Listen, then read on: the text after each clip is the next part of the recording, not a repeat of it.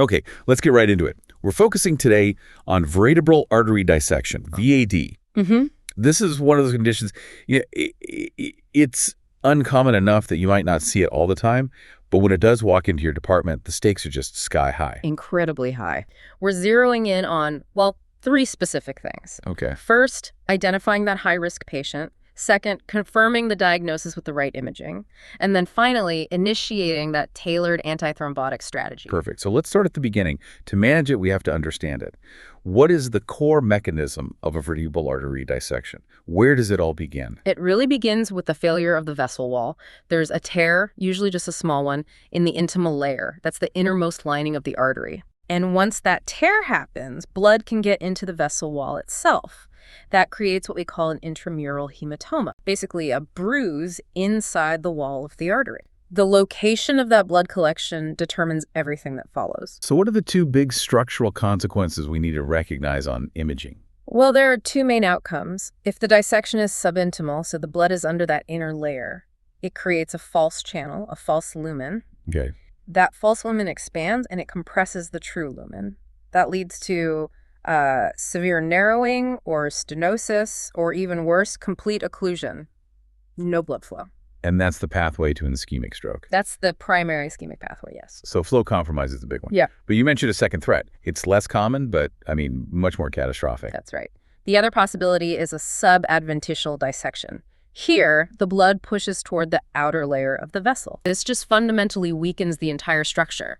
The wall can then bulge out, forming a pseudoaneurysm. And the big risk there isn't blockage, it's rupture. And a rupture there means a subarachnoid hemorrhage. A subarachnoid hemorrhage, a true neurosurgical emergency. It's a dual threat, all from that one initial tear. Okay, let's shift to the patient. Who are we looking for? Who needs the highest index of suspicion for VAD? The key here is age. VAD is a major cause of ischemic stroke in younger patients. Younger patients. Yeah, we're talking individuals under 50.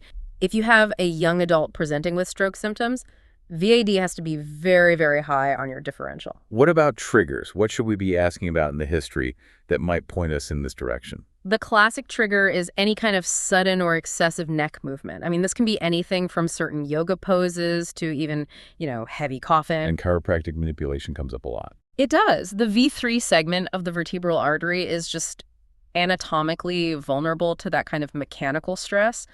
But also think about direct trauma to the neck or even systemic things like amphetamine abuse. But not every case has a clear trigger, right? That's part of the challenge. Exactly. VAD can be spontaneous.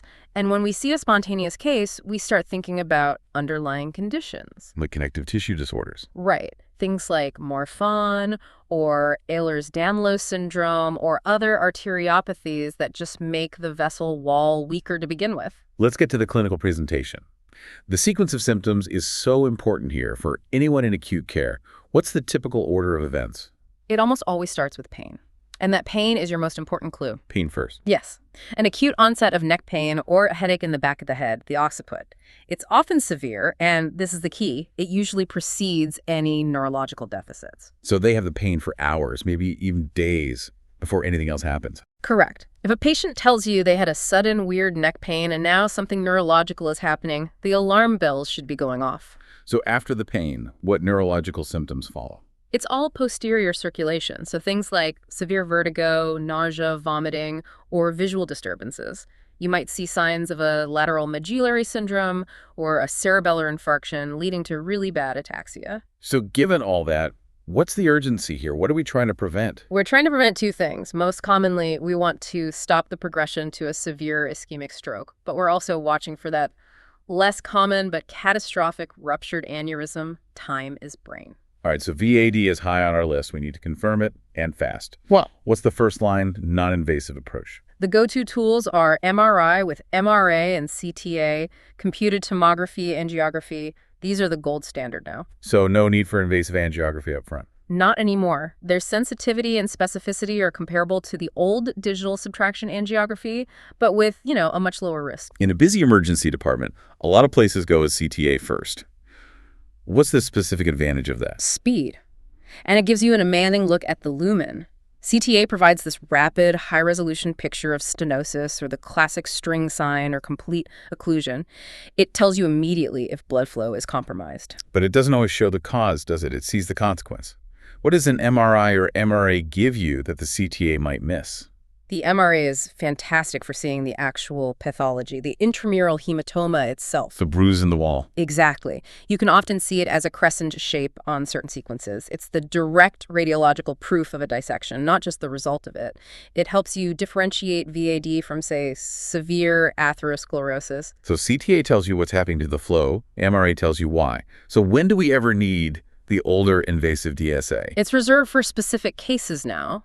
Maybe when non-invasive imaging is inconclusive for some reason, or more commonly when you're planning an endovascular intervention. Like stenting. Right, like stenting or coiling. Right. You need that high-fidelity roadmap for those procedures. And it's worth saying, bedside ultrasound just isn't reliable enough for this. Okay, so diagnosis is confirmed, the clock is ticking.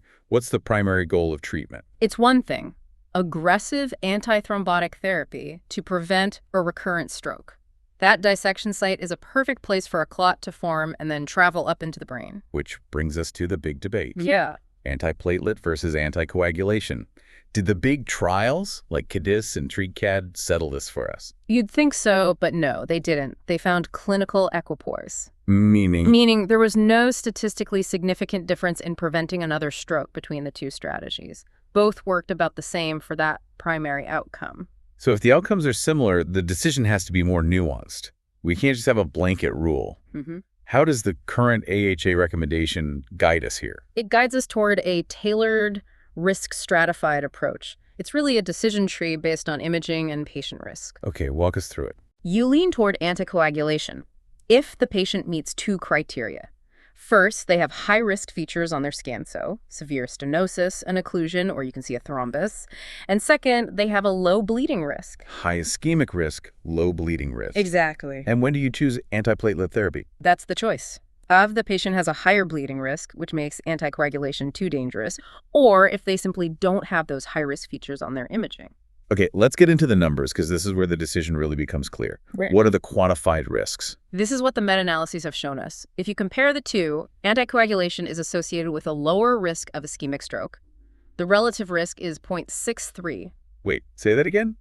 A relative risk of 0.63.